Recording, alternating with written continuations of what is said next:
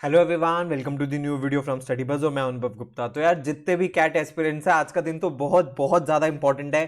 पहले आपको IIM मुंबई की अपडेट मिली है, फिर कैट के एडमिट कार्ड्स आने वाले थे और अब एफएमएस ने भी अपने फॉर्म्स निकाल दिए हैं और इसका फॉर्म आपको कैट एग्जाम से पहले भरना पड़ेगा। क्या है सारी डिटेल्स आज की वीडियो के अंदर हम जानने वाले हैं, तो चलिए शुरू करते हैं। तो फ्रेंड्स, इससे पहले हम स्टार्ट करें, I would like to request you please channel को सब्सक्राइब करके बेल आइकन जरूर प्रेस कर देना ताकि सारी इंपॉर्टेंट वीडियोस की नोटिफिकेशन आपको मिलती रहे। और आप हमारे साथ इंस्टाग्राम पे भी कनेक्ट हो सकते हो। मैं इंस्टाग्राम हैंडल है studybuzzs_education।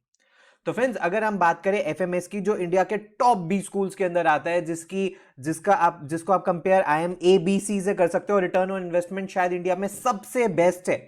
उन्होंने अपने फॉर्म्स एडमिशन के लिए निकाल दिए हैं और जैसा कि बहुत साल पहले तक होता था कि एफएमएस के फॉर्म्स कैट से पहले ही खत्म हो जाते थे, इस साल भी अब इन्होंने दोबारा से अटेंड कर दिया है।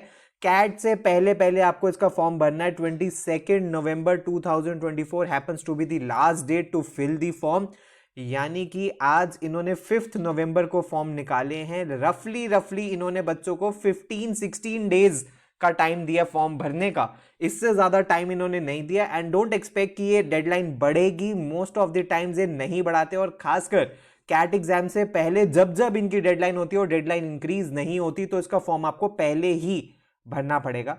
आपको इनकी वेबसाइट के ऊपर जाना है और जब आप इनकी वेबसाइट के ऊपर जाओगे, आपको यहाँ पे MBA फुल टाइम पे क्लिक करना है, क्योंकि जब आप इसका क्लिक करोगे पूरा आपका एडमिशन ब्रोशर खुल जाएगा। जब तक आप कंप्लीट एडमिशन ब्रोशर ना पढ़ लो, तब तक इसका फॉर्म मत भरना। और आपको रजिस्ट्रेशन के लिए सबसे पहले यहाँ पे क्लिक करना है, don't have an account, click here to register.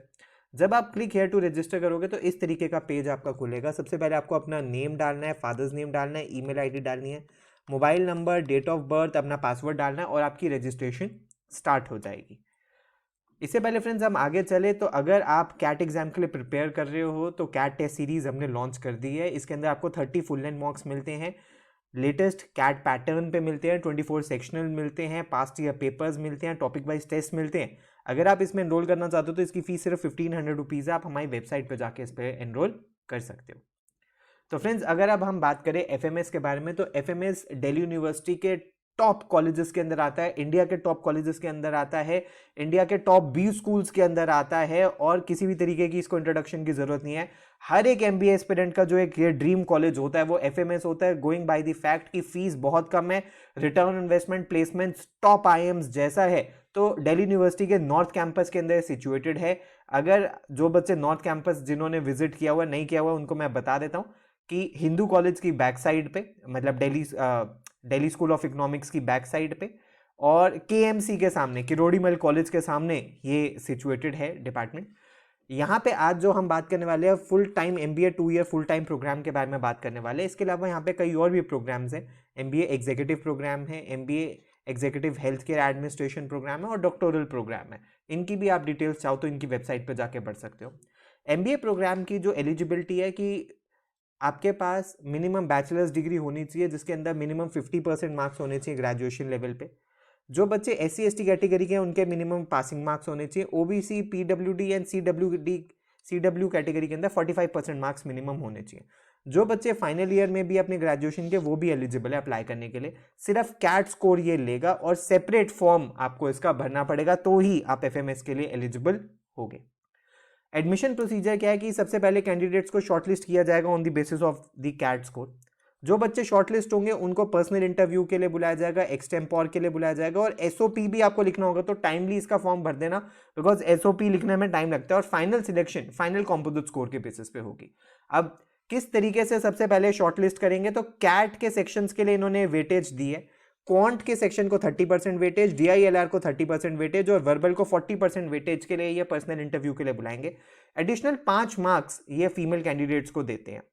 Final selection किस बेसिस पे होगी, तो भाई कैट स्कोर को 50% वेटेज दी जाएगी, 10th क्लास के मार्क्स को 10% वेटेज, 12th क्लास के मार्क्स को 10% वेटेज, उसके बाद SOP को 10%, एक्सटेम्पोर को 5% और पर्सनल इंटरव्यू को 15%। इसके अलावा जो भी फीमेल कैंडिडेट्स हैं जो अपीयर करेंगे इंटरव्यू के अंदर, उनको एडिशनल 5 मार्क्स दिए जाएंगे।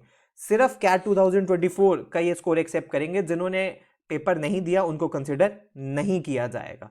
इसके अलावा ये भी बोला है कि आपको ओरिजिनल मार्कशीट्स दिखानी पड़ेंगी at the time of interview, तो प्लीज वो अरेंज करके रखिएगा। जो बच्चे फाइनल ईयर के अंदर है, जहां तक की भी आपके पास अवेलेबल है वो आप शो कर सकते हो। तो इस तरीके से फाइनल सिलेक्शन होने वाली है।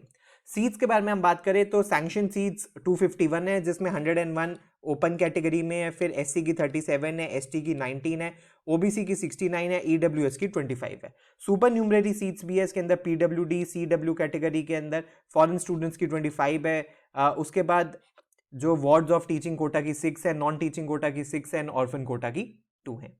कट ऑफ के बारे में बात करें, now here comes the very interesting thing. अगर आप जनरल ओपन कैटेगरी में अप्लाई करते हो तो फ्रेंड्स इसकी कट ऑफ 99 प्लस ही रहेगी, क्योंकि बहुत लिमिटेड सीट्स है और लेने वाले हजारों हैं, क्योंकि एफएमएस इंडिया का one of the most sought after college है। तो अगर आप 99 प्लस परसेंटाइल लिया तो इंक्लूडिंग सेक्शनल में आपका वेटेज अच्छा रहता है तो आपको एफएमएस की कॉल आ सकती है।